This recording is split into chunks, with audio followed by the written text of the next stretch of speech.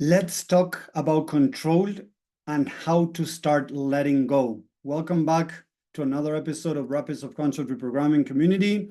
Very thankful if you're here. If you're watching live, hashtag live. If you're watching replay, hashtag replay. So here we are again to share a little bit of insight tools to help you with mindset, of course, Monday mindset, and dealing with control.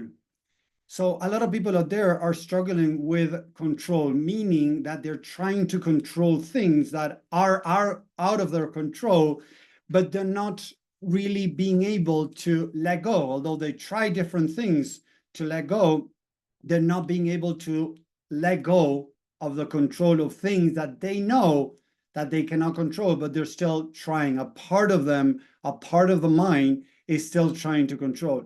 So let's talk a little bit about how the mind works. As you know, guys, all of this work that I do is about understanding the mind. When we're able to understand the mind, it makes it easier to make changes. We talked about procrastination, we talk about imposter syndrome, we talk about perfectionism, we talk about people pleasing. Today is about control. So why does the mind want to control? Right? Imagine that you want to control somebody from treating you the right way, right? You want to, in a way, guarantee or try to, get people to treat you in specific ways, or you want to control, I don't know, the economy of a country, or you want to control somebody else around something, right? Why is it that we want to control?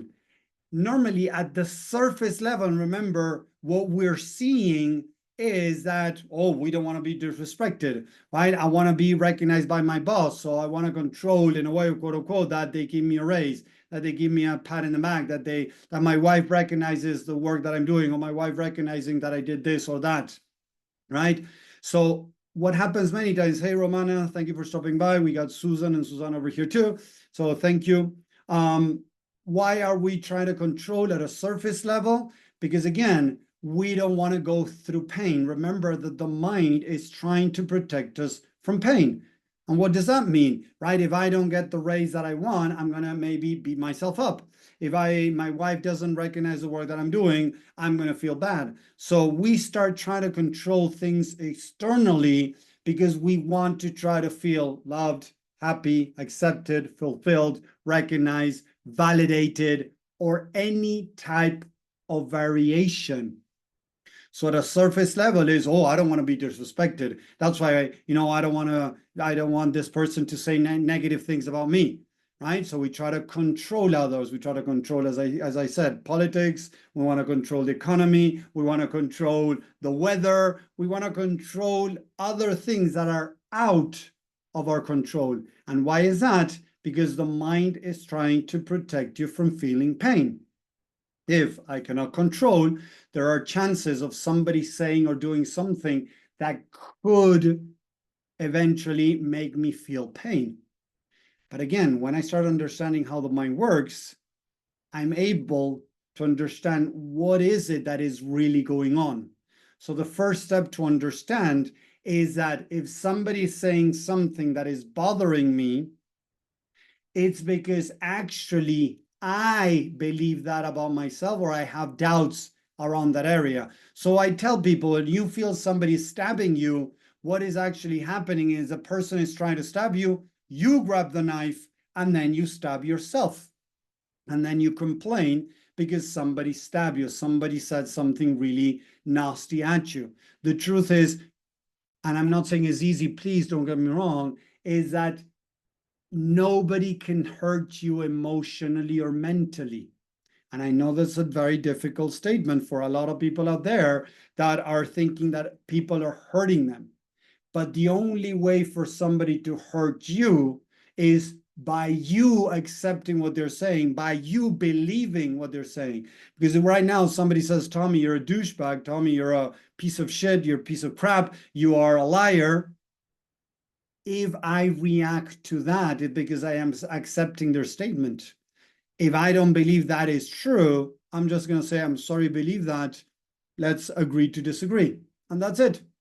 And done, right? But the problem is I want to control what people say or do to me, because eventually it's what I'm doing to myself. So the deeper problem here is what I'm doing to myself. So if I'm not getting a raise, I'm going to beat myself up because I'm not getting the money that I need to be able to take these vacations, to be loved and accepted by my wife, by my family.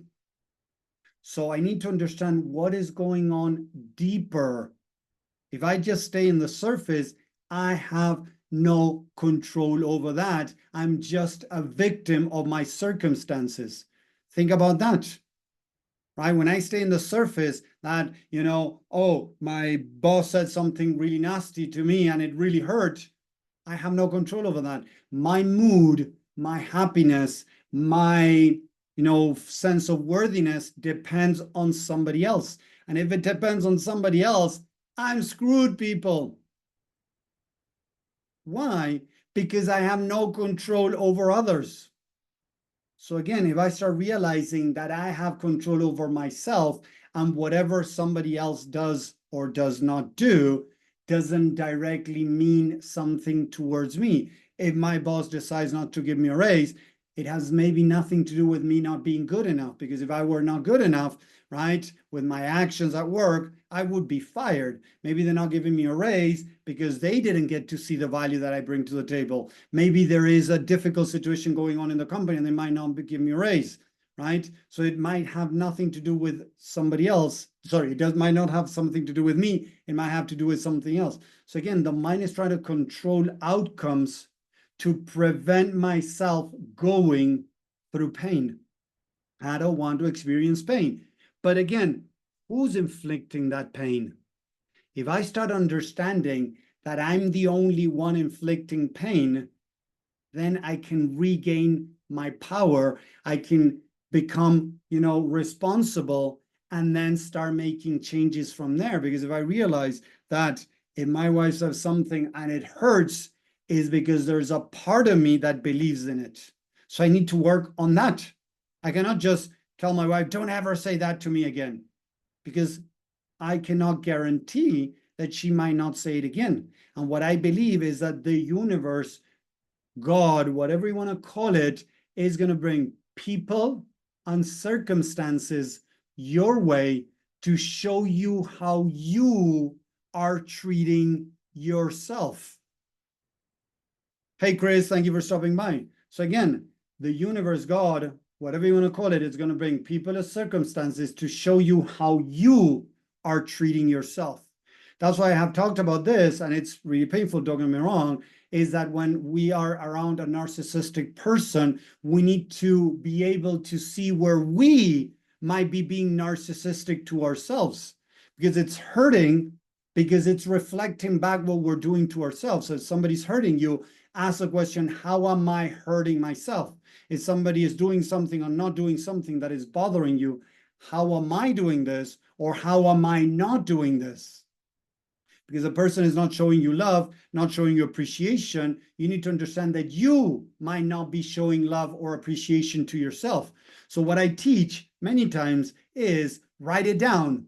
My wife made me feel this. My boss made me feel this. My boss is not valuing me. My boss is not recognizing me. Start writing.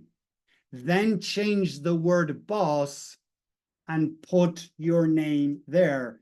Tommy is not recognizing me. Tommy is not making me feel valued.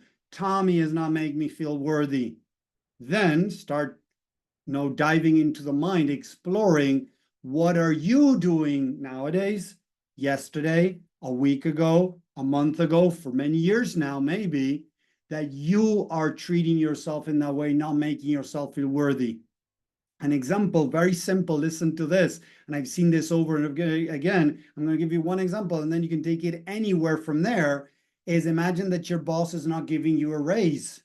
So now you start feeling not worthy or not good enough for your boss because they didn't give you a raise.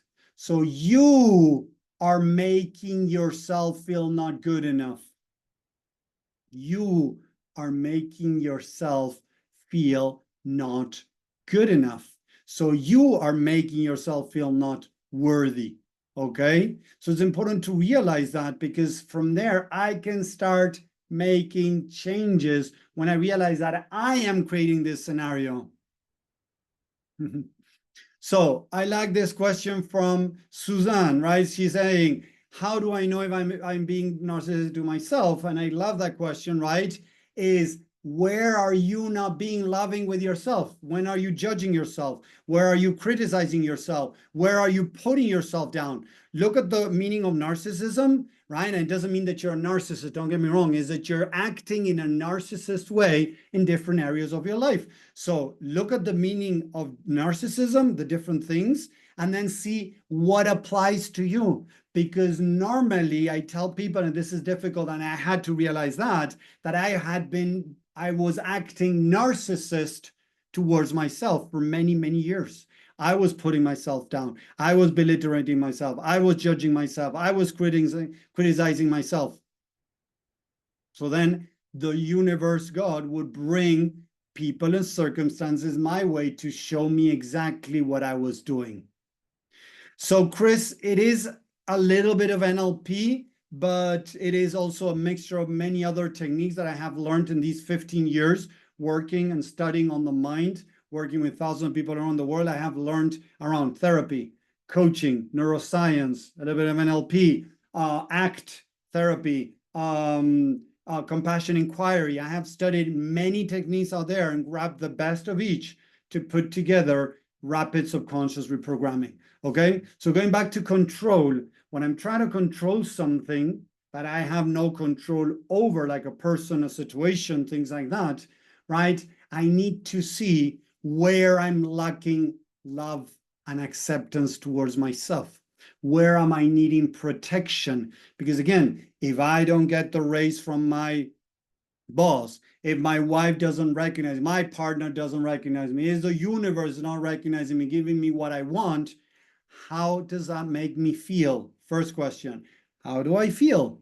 I feel sad. I feel not good. I feel, angry. I feel shame. I feel whatever. Go through the emotions. Why do I feel sad? Because I'm not getting what I want. So if I'm not getting what I want, how does it make me feel about myself? It makes me feel not worthy. It makes me feel not valued. It makes me feel not good enough. It makes me feel inadequate. Start finding the scripts that you have in the back of your head, in the subconscious mind, that are creating this mechanism of control. Because remember, control is not the problem. I work with people with OCD, obsessive compulsive disorder, when they're trying to control many things in their life, even others. And OCD is not the problem. OCD, any type of control, normally is the solution to a deeper problem. So if I'm trying to control, you're telling me that there's a part of you that doesn't feel safe, that doesn't feel good enough, that doesn't feel adequate, that doesn't feel enough, whatever variation of that. And that's why it's creating a behavior to try to protect you.